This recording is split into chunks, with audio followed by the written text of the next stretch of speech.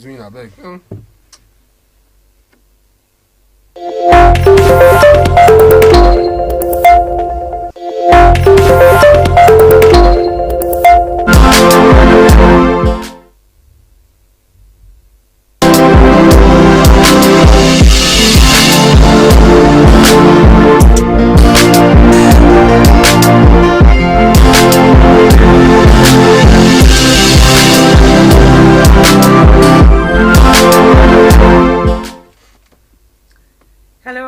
Happy new month to you all. Good morning. I am Dayo Olujoyekuni. Welcome to morning briefing on Asperk TV. Good morning, Uncle Mustilala. Good morning, Dayo. Happy new month to you. Yes. A big happy new month. Well, right now let's go to top happenings making headlines on the front pages of Nigeria's major dailies. Punch. According to Punch, the federal government will from Wednesday begin to evacuate about 2,000 Nigerians who have fled the war in Ukraine to neighboring countries. Well, the Minister of Foreign Affairs, Godfrey Onyema, who disclosed this in an interview on national TV, revealed the President Major General Muhammadu Buhari had approved funds for the airlines to evacuate Nigerians. The Guardians, despite landmark opportunities created from divestment of onshore assets by international oil companies, IOC. Oil and gas experts yesterday raised concerns about indigenous firms' preparedness to take over their assets amid lingering challenges, The Guardian reports. Vanguard. According to Vanguard, the first batch of airlifting of Nigeria's citizens trapped in war-torn Ukraine is now scheduled to take place tomorrow. The Nation. Petrol scarcity worsened across the country yesterday, crippling cities and hitting businesses hard. The Nation reports that the coupled with an epileptic power supply, life has become tougher for artisans who rely on petrol power generators to earn a living. Daily Trust. 52 days after President Muhammadu Buhari directed the Ministry of Transportation to conclude the boat service agreement initiated by the Nigerian Ports Authority (NPA) to halt revenue lost by the government, the process still hangs. Investigations by Daily Trust has revealed. Right now, we'll go on a quick break, and when we come back, we'll deal with what we have.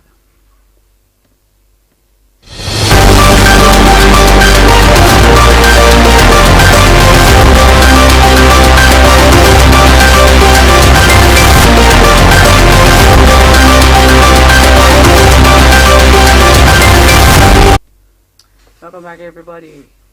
Well, the presidency has stated that President Muhammadu Buhari signed the Federal Act Amendment Bill into law in order to deliver change in Nigeria. Presidential spokesman Gabar Shehu made this known in a statement released on Monday titled Ascent into Law of the Electoral Act 2022, Landmark Moment for the Nation. Well, the presidency disclosed that the signing of the bill underscores the government's commitment to ensuring free and fair elections and justice to all political participants. According to the statement, the president's assent to the bill has eroded what was witnessed in the past when self-interest overrode the nation and the fashioning of electoral acts. Well, Uncle Mustilala, one thing I want us to really look into is the fact that the President of the Federal Republic of Nigeria asks that the Section 84 of the electoral bill be removed. Now, looking into this right now, when we have some of the people vying for any post, any political appointment in the country, when we have them during the campaigning and all, don't you think that they get to use the state resources for their... Thank you very much, Dayo. You look at it very well. The certain persons that were trying to like say, look, part of the bill passed from the National Assembly before the president was sent to, all they tried to do was to disenfranchise some categories of Nigerians because they are politically exposed in the sense that they are holding a political appointment. Is that not the part that Section 84 is dealing Yes. with? Well, they are Nigerians. They are not career civil servants. This is one thing that we must understand. They are political, elected politicians or appointees. By the virtue of their position doesn't mean that, look, they should be excluded from the political processes. Understand? We should clarify something. They are not career civil servants. They are not civil servants. They are political appointees. Take, for instance, like ministers. They are political appointees appointed by Mr. President. What they are doing is just an appointment that has a fixed term, whereby they are not like the career civil servant, whereby they have ethics of their recruitment, training, promotion. No. These ones, they are political appointees. The aspect of saying they will use state resources for their electioneering campaign, well, there are procedures. Take, for instance, Ministry of Justice, whereby there is this rumor that the Attorney General of the Federation, most likely he will vie for governor of Kebbi State. Ministry of Justice is not like a Jankara market whereby the minister can dip hand into the resources of the ministry. No. There are directors. Apart from directors, there are assistant directors, there are other senior officers of the ministry. Apart from that, there are budgetary allocation for every item, every money being captured to be spent. So from where would the minister dip his hand to? You understand? So Mr. President did the right by refusing that part of the clause of the Electoral Amendment Act. If he had allowed that, it means certain categories of people are being excluded from the electoral processes. And you think there are no tendencies for them to make use of the state's well, it's materials? still what I'm talking about. Well, we all know that most likely, and it's an added advantage. That is what you said, that is an added advantage. These are people that are of high class. They have all the areas of office attached to them. You understand? They enjoy that. You could see that some ministers they could rival their state governors in their respective states because of the virtue of their position as a minister. That is the only advantage that they will enjoy. If it's come to using the state resources like fund to fund their campaign, I don't think it's not easy. Some of them will attempt it because as a minister, you have parastatals under you. If they cannot dip their hands into the resources that is directly under their care within their purview, they have some other parastatals under them. Those parastatals, they can manipulate them to fund their campaign. Okay. But it's not too easy because even those parastatals, they have board. They have. Let me clarify you now. There is office of the Auditor General of the Federation. Every money that is being expended in the public service and in the public finance, the Auditor General of the Federation audits the account of every ministry. So it's not easy. It's not something that you just go carry 1 billion from the ministry and channel to your campaign. No, it's not easy. Okay, thanks for the clarification. Well, the Department of State Services, DSS, has accused the National Chairman of the People's Democratic Party, PDP, Dr.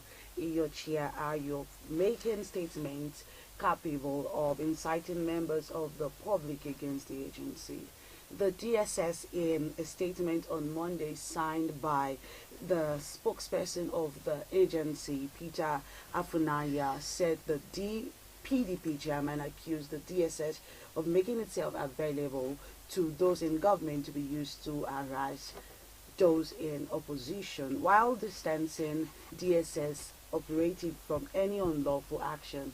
Afunaya said, as a former Senate president and ex-minister who served in various positions, Dr. Ayu should understand the operations of the secret police and desist from spreading false allegations. We understand that the DSS statement comes as a reaction to the speech made by Ayu in Owerri while addressing party faithful during the civic reception held in honor to honor the National Secretary of the PDP, Senator Inaimeka, at Kanu Nwakwo Center, Owerri, Imo State. While stressing that the DSS would not join issues with politicians, Afunaya maintained that members of the public should not be fed wrong information for political reasons. Uncle Musti. Well, the PDP chairman, I believe, is more disposed to some vital information than we understand. But as ordinary Nigerians, we are watching their utterances, their action, and the defense by the DSS. What is required is we are inching towards the political activities, whereby the political activities will take place. We are inching towards that. Inching towards 2023. The process to achieving transparent 2023 has already started now. Already the Electoral Act has been passed. So, if the PDP chairman is saying, look, DSS is making it available for the to clamp down on the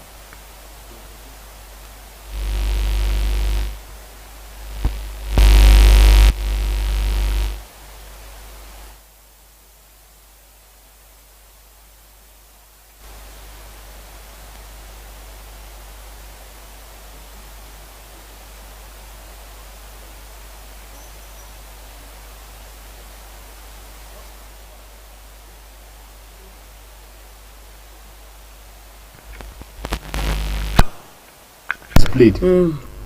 It wasn't in order, and it's a red signal to what will happen in 2023. So DSS, on the other hand, they should be able to be apolitical. They shouldn't make themselves a willing tool for the politicians to use, because doing that, it means they will undermine that apparatus of state. Their job is very crucial.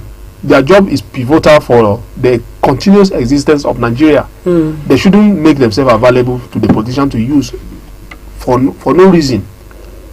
They are to protect both the PDP and the APC, and including everyone. Yes. They are to preempt terrorism. They are to preempt whatever will undermine the national security of Nigeria. So not to start joining word with politicians. Yes. They shouldn't join words with politicians. What they ought to have done is call the PDP National Chairman. Say, look, you said this. Can you prove your point? Can you provide evidence that, look, DSS are making themselves willing to for the government against the opposition? That is the only way to go about it, but not to say, to warn him as if, there is something that we don't understand. In politics, the opposition matters, including you and I, that will form part of the pressure group. We matters, everybody matters. There's feedback mechanism that government must get that feedback back. So DSS should not join whatever thing the politicians are doing. They should just watch them. Whoever is trying to say or do something that will undermine the national security, they should call him to order. So, but in this case now, such kind of warning is not enough. They should tell Iyorchia Ayu to say, okay, come, Prof, can you provide evidence? Thank you so much for that, Musti.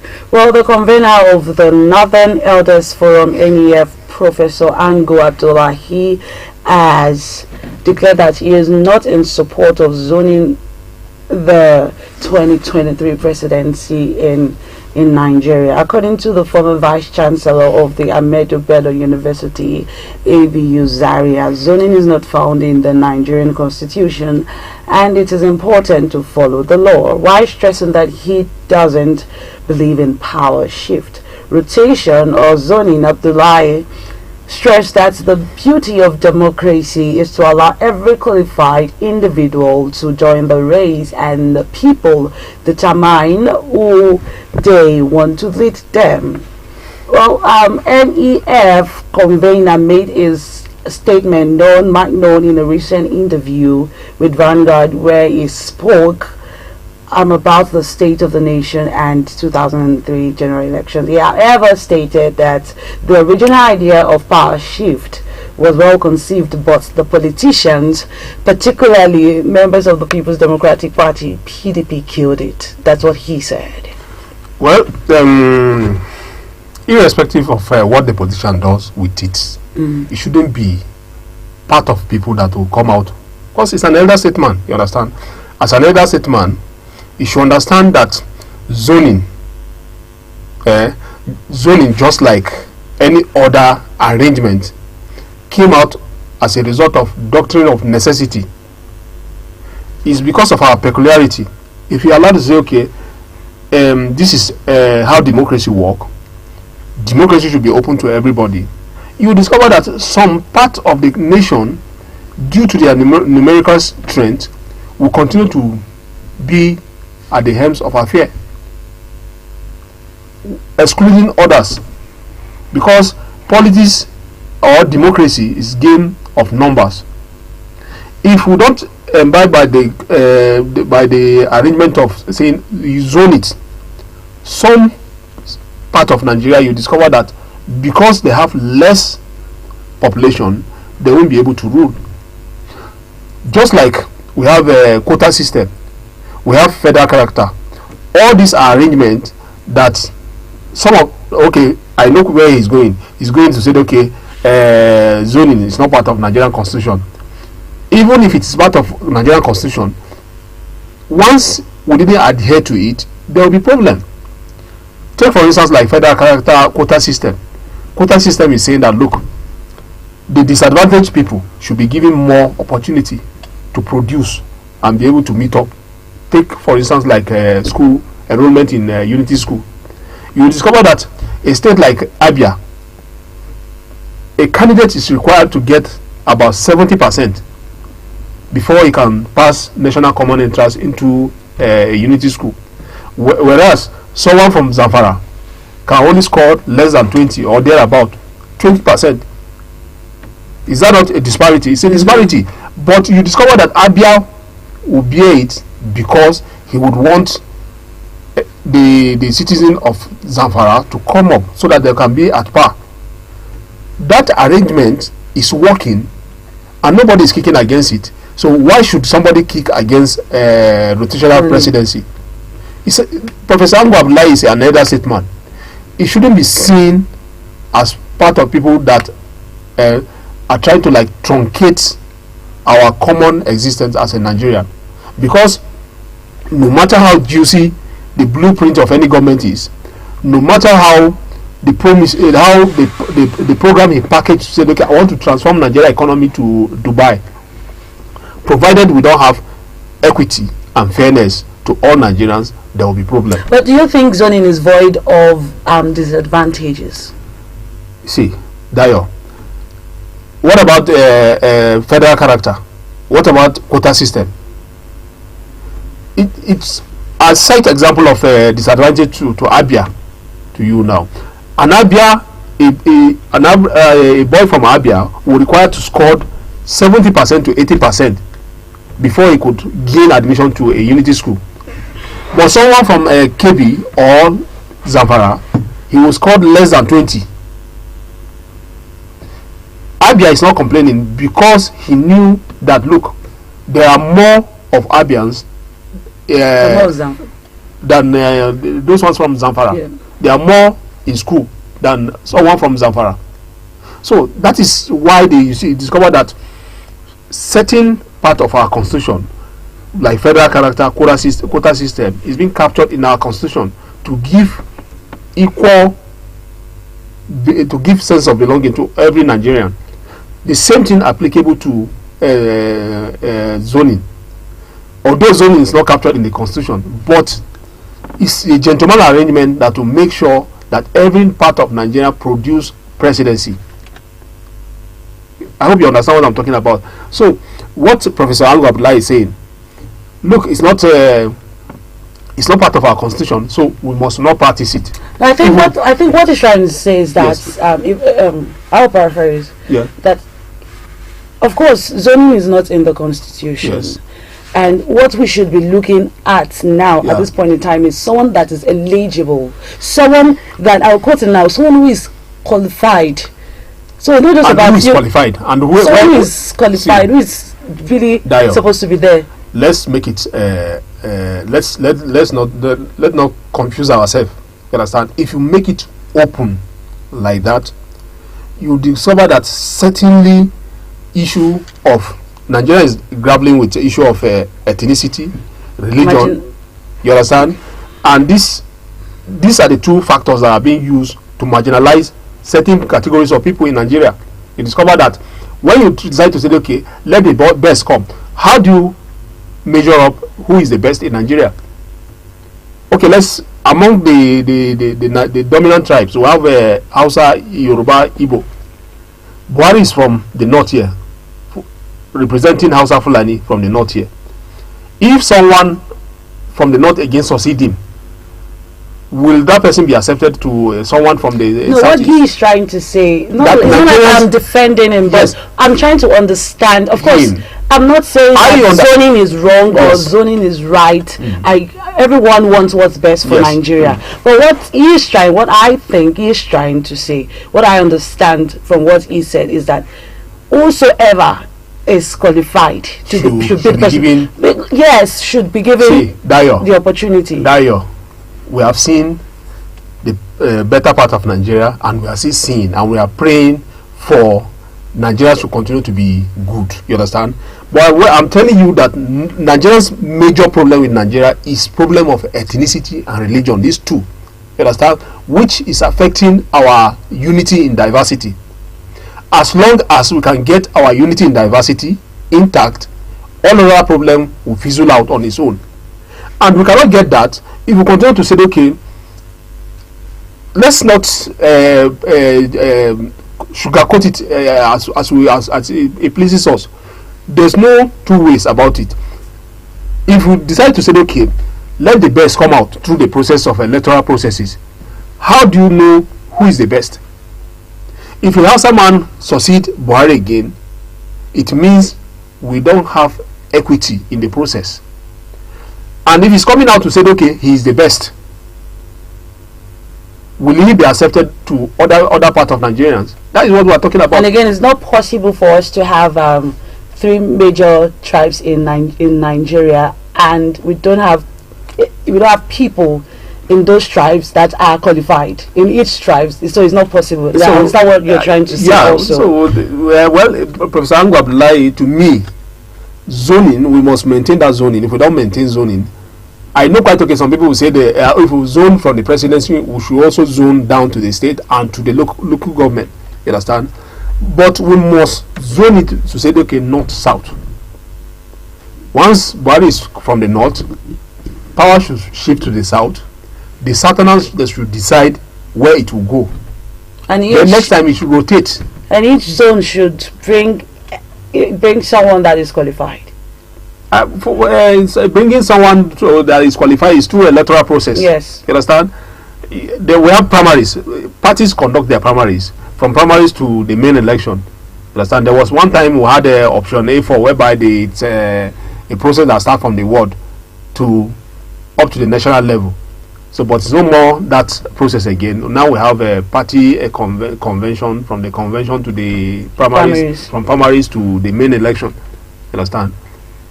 Okay, thank you so much for that, Uncle Musti. President of Russia, Vladimir Putin, on Monday gave conditions to end the war with their neighboring country, Ukraine. This is coming after a peace talk was held between Ukraine and Russia at the border of Belarus. The meeting between the two countries, after hours of deliberation, however, ended with no results to show forth. Putin, while speaking with the president of France, Emmanuel Macron, on Monday, said that he would consider withdrawing his troops from Ukraine on some conditions. Well, CNN quoted a Russian statement via UK medium PA news agency after the telephone conversation between the two leaders. Putin stressed that a settlement is possible only if Russia's legitimate security interests are unconditionally taken into account, including the recognition of Russian sovereignty over Crimea, the demilitarization and denazification of the Ukrainian state, and ensuring its neutral status. Even when the two of the countries held the peace talk on Monday, at least 11 people were killed by Russian in Ukraine's second largest city of Kharkiv. It's a serious problem, because when I saw the news yesterday that the peace meeting, they had a peace meeting in Belarus, in the border town in Belarus, I was praying.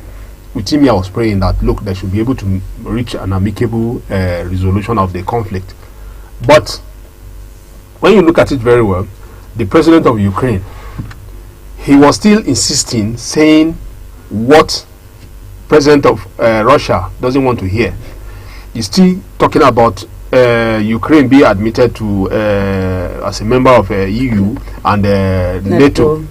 These are the key issues that President of Putin has raised. It borders on their own security of Russia. Understand? This is an aggression. The aggression is happening in Ukraine due to certain concern being raised by Russia. It's unfortunate that the international community could not resolve this the gray areas until this now snowballed to aggression. A lot of people are dying. So far, the media has not been able to report about the casualties, but this is war. For instance, this morning there is this report that Russia is now shelling residential areas in Kiev, and they have sighted large column of Russian troops moving towards Kiev. It means the war is about starting. All what we are witnessing is just like a child play. The real war is about starting. They shouldn't close the door to dialogue. The Pope of Rome, he himself, he has offered to mediate between the two leaders. I believe coming days we should see some level of improvement. Well, thank you so much for that, Uncle Mustilala. Thank you everyone for staying with us on Morning Briefing at Spheric TV. I am Dayo Olujumo Ekuni, and he is Mr. Abdulmalik Mustafa. Thank you. Thank you all, and do have a wonderful day. Don't forget to subscribe to our YouTube channel and follow us on all our social media handles: Facebook at Aspheric News, Instagram at aspheric.news, and Twitter at Aspheric News. And also check out our website www.asphericnews.com. Goodbye.